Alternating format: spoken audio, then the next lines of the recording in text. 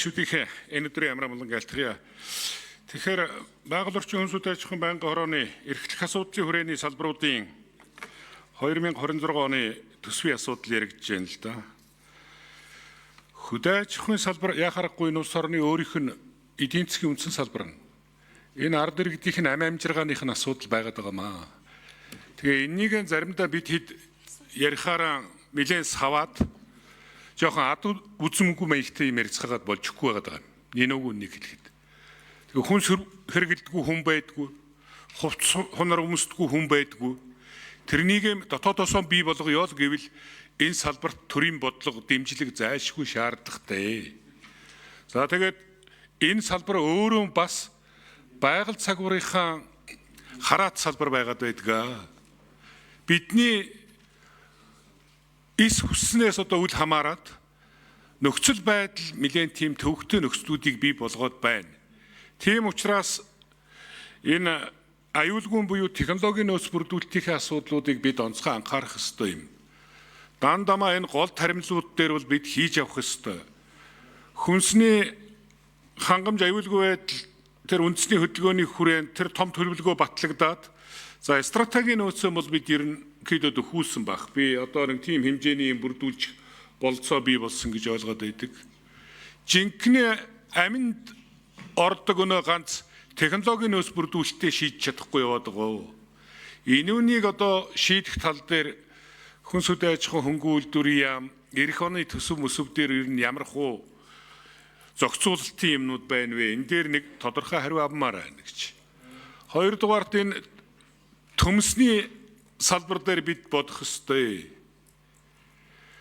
Үрийн материал буюу булцуу хөгжүүлэлтийн асуудлыг дотооддоо бид хийж чаддаг л байх ёстой.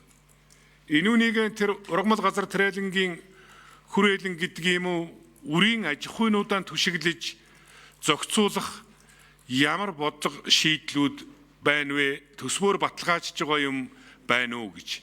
За шууд үрийн дутагдлыг бол одоо эх жил яалтч байхгүй. Энэ хөдөө аж ахуйн салбарт олгох зээлийн дэмжлэгээр нь дамжуулж шийдэхээс арга байхгүй.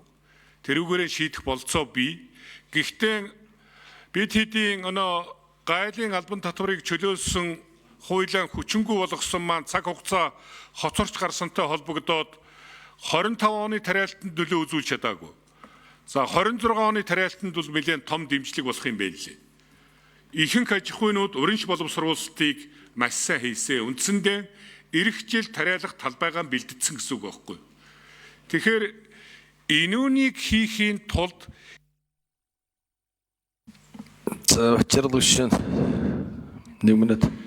энүүнийг хийхийн тулд хэдүүлээ инжлийнх нь одоо ган гачгийг харгалзаж зээлийн ухралт хийнэ гэвэл эх жил наад улсууд чинь зээл авах гээр баталгаа хөрөнгөхийн асуудал яригдно. Тэгээ ямар бодлоготойгоор энэ зээлийг шийдэж байж хагас үйлдвэрлэл буюу бэлдсэн талбайдаа тариалалт буюу үйлдвэрлэл хийж байж ургацсан авах юм бэ гэдэг асуудал бидний хамгийн том асуудал болж байгаа. Энүүн дээр одоо тэр зээлийн батлан даалтын сан дээр энүүнийг шийдчих хэмжээний их усүр чөлөөт их усүр байна уугүй юу? Энэ дээр одоо би сайдыг нэг тодорхой хариулт өгөөж. Ороод ирсэн сан тураалгах гэдэг асуудлуудыг харлаа. Яг энэ төр хөдөө аж ахуйн салбараа дэмжиж юм хийж байгаа улсуудаа дэмжийг бол урамшуулах асуудал байгаа. Энүүний жол хасгаар юм орж ирээд байна.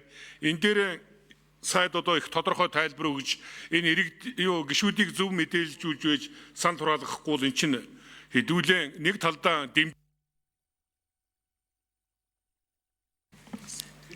Зөнхөр сэт хэрүүлээ.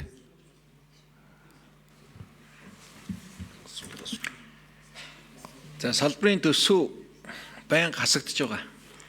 Төсвийн хүрээ өргөн барьснаас дахиад хасагдж байгаа.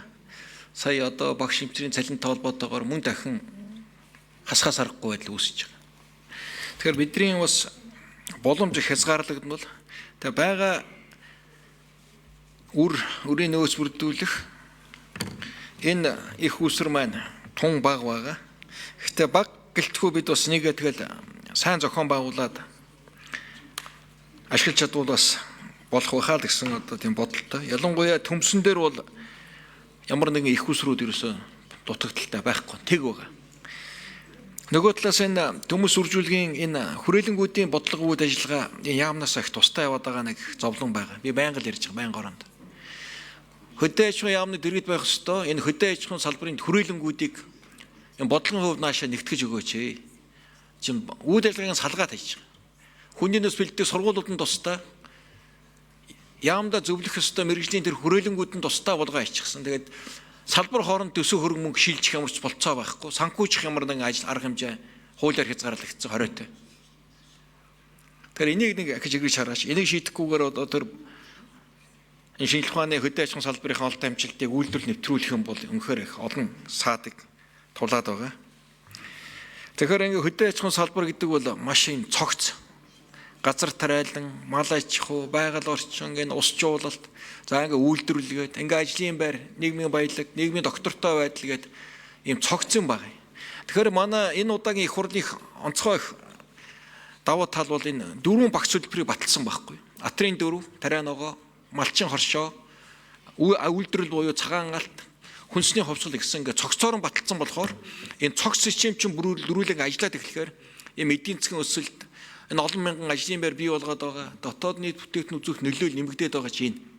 Тэгэхээр энэ бодлогоо бүгдээр ахаад нэг 2 жил аваад гарахад энэ бол энэ их хурлын одоо хийсэн ажил, энэ их хурлын бүх гишүүд очиж орон нутагт бид ийм зүйл хийлээ, бүтээлээ гэж бүгд ярих ийм нийтлэг салбар шүү дээ, тий. Тэгэхээр энэ орж ирсэн хасах үндсэндээ манай үйл ажиллагаа бүрэн зогсоох гэсэн хасах саналууд их өндөр байна. Тэгэхээр энийг л одоо яагаад ч дэмжиж болмооргүй л харагдаад байх юм. Энэ дээр гишүүд маань анхаарнуулж одоо хэлье да. Тэгээд За Бачархан шин тодруулъя. За тэгээд салбарын яам сайд их сайн бодно үсттэй. Энэ яваад байгаа төсөл арга хэмжээнүүд тодорхой бүсдэр төвлөрчөөд байна гэж юм яриад байгаа. Тийм учраас улсын хурлаас батлаад өгч байгаа энэ үнийг нь төсвийг нь сул хөгжилтэй байгаа бүс нутгууд дээр тодорхой чадамж бий болгох асуудал руугаан төлөвлөлтөнд та нарийсгаж хийнэ би ингэж ойлгож байна. Би их хурлын гишүүдийг энэ хөдөө аж ахуйн салбарынхаа одоогоор дутуу төлөвлөгчөөд байгаа юмнаас нь дахиад хасна гэдэг энэ байр суурин нэг бодолцож санд юмнуудаа өгөөрэй гэдгийг хэлмээр байна. Хэдүүлээ худлаа ярьж болохгүй байхгүй юу? Энэ хөдөө аж ахуйн салбарыг хөгжүүлээ, дагуулад боловсруулах салбарыг хөгжүүлээ. Тэгээд дотоодынхоо хэрэгцээг хангахын ажлын байраа бий болгоё, экспортын үзэл баримтлал бий болгоё гэж ярих. Нөгөө талдаа өнөөхийгөө дэмжсэн жол юм а хасна гэж ярьж байгаа нь